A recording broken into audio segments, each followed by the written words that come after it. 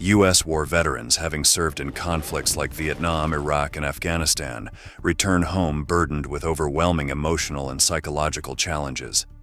Many battle with post-traumatic stress disorders, physical injuries, and the challenges of reintegrating into civilian society. Amidst this difficult adjustment process, some find themselves in extreme situations where the line between reality and nightmare dangerously blurs. Today, we'll tell you about 3 episodes of veterans who tragically ended up being killed by the police. Join us in this new installment of Military Force to learn about the stories of former soldiers who faced the law. On July 17, 2016, at 8:40 in the morning, a shooting erupted in Baton Rouge, the capital of the state of Louisiana in the United States. Local police had immediately received a distress call reporting the presence of a suspicious individual armed with an assault rifle. He was walking along Airline Highway, which passes by the neighborhood police headquarters. The alleged assailant, Gavin Long, a former sergeant in the United States Marine Corps decorated for bravery in the 2008 Iraq War, had publicly declared his dark mission days earlier through a video on YouTube. Under the pseudonym Cosmo Setapenra, Long advocated for a war against the police, citing what he perceived as injustice in cases of police shootings involving African American victims.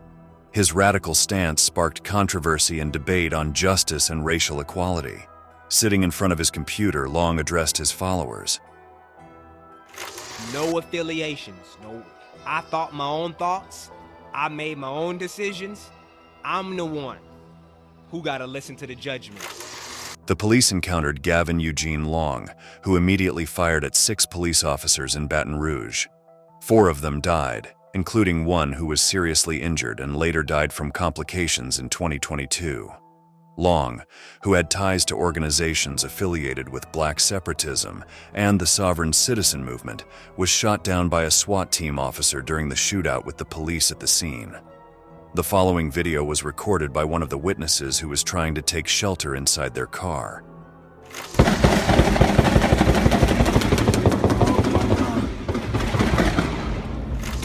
The shooting occurred during a period of unrest in Baton Rouge, although it's unclear if the events are related. The city was experiencing ongoing protests following the killing of Alton Sterling by police less than 2 weeks before the shooting. Sterling, a 37-year-old African-American man, was fatally shot by police outside a store where he was selling CDs.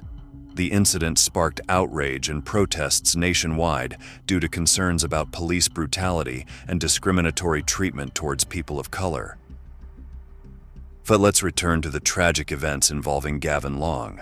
The assailant arrived by car at Hammond Air Plaza, a shopping complex on Airline Highway, before 8:40 a.m.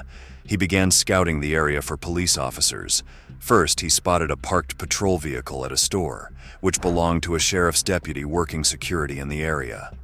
Long parked his vehicle behind an adjacent building, exited, and prepared to shoot, but found the car empty.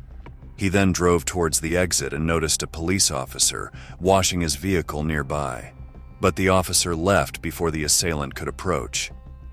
As mentioned earlier, at 8:40 a.m., officers responded to an emergency call. When they arrived at the scene, they were met with gunfire from the assailant. According to investigators, Long fired shots at the initial responding officers, fatally injuring 3. He first killed one officer, then engaged and wounded his partner, who fell to the ground. A third officer attempted to aid the wounded, but the assailant confronted him in a shootout as he approached, ultimately killing him with multiple shots. Long then fired 2 more shots at the first officer. The footage you are about to see was captured by security cameras and documented the attacker moving through the area.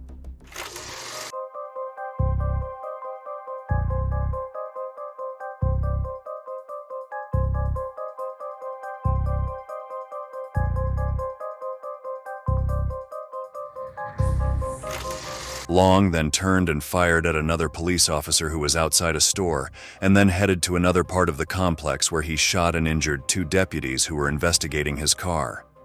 At 8:46 a.m., it was reported that he was near Benny's car wash.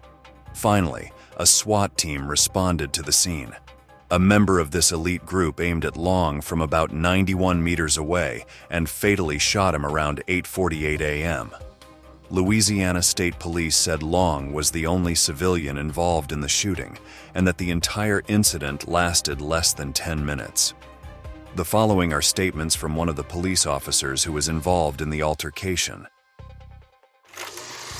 To see the callousness, the just total determination of this individual to not just incapacitate, but completely take out those officers. Very chilling. Officers used a robot to check Long's body for explosives. Additionally, a preliminary investigation determined that the assailant was targeting officers and ignoring civilians. Police recovered a semi-automatic rifle IWI Taver SR 5.56x45 and a Springfield Armory XD 9mm pistol from the crime scene. Gavin's attack highlights the alienation many veterans face when reintegrating into civilian life. Although he acted alone, authorities are investigating if he received any form of assistance in his mission. Guys, come on! Hey, he's just doing phone! Hey! Hey! All you guys! Hey, sir, you gotta have it back up. What you've just seen is nothing short of the prelude to a second tragic event involving a veteran. In June 2018, the city of Portland, Oregon, became the stage for a fateful incident that left a community in mourning and sparked debates about police intervention. Jason Washington, a Navy veteran, had met with two friends at a bar for an afternoon out. But what began as a friendly outing turned into a fatal event.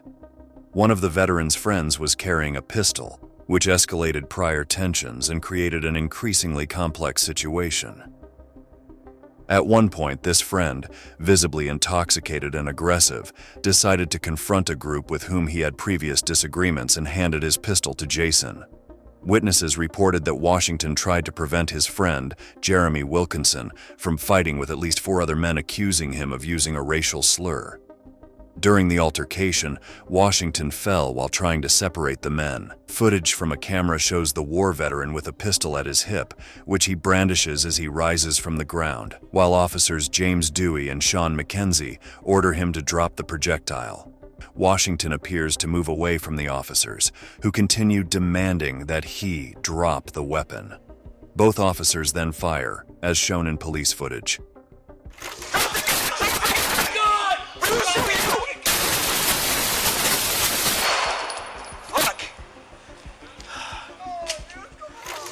Washington died instantly. This case sparked intense debate over the use of lethal force by police, as well as the possession of firearms in high-risk situations. More officers arrived shortly afterward. The victim lay on his back with Wilkinson's pistol, a Walther PPQ 9mm. Wilkinson then attempted to rise as Officer McKenzie ordered him to sit, as shown in camera footage. The men surrounding the scene accused the officers of cold-blooded murder. You guys, all you guys need to back up, okay? You killed him! Bro! Concealed weapon, Back up! you dumb Back fuck! up! You killed a Back man up. with a concealed weapon and you're done, bitch! Back up, guys.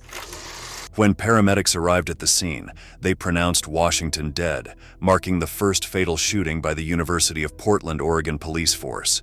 3 years earlier, this force had begun carrying firearms, a decision that had been criticized by activists and students at the time. Following the shooting from the patrol car, Wilkinson told an officer that he had given his gun to Washington because he didn't want to make a bad decision during the fight. Now let's move on to the latest tragic incident involving a former military member. Hands out of your pocket. Keep your hands out of your pocket, sir. Sir. You goddamn it, here I am, shoot my fucking ass! Come here. Here I am. Sir, come here. The third case takes us to Andrew Brannon, a decorated Vietnam War veteran who was executed in January 2015 at Jackson State Prison in Georgia by lethal injection. Brannon was convicted for the murder of Lawrence County Sheriff KlLLNG in January 1998. At the time of the incident, Brannon was 22 years old, married and a father of a daughter. The board's decision was based on testimonies gathered during their meeting, as well as a thorough review of his parole record, which included details of the death penalty case, his background, and a detailed analysis of his life. As established during the trial held in January 2000, Brannon was pulled over by Sheriff Dinkheller for speeding. For several minutes, Brannon argued with the officer, threatened him, and then returned to his vehicle to retrieve a weapon with which he opened fire. After an intense shootout, he approached the wounded sheriff and finished him off. This stunning video captured it all.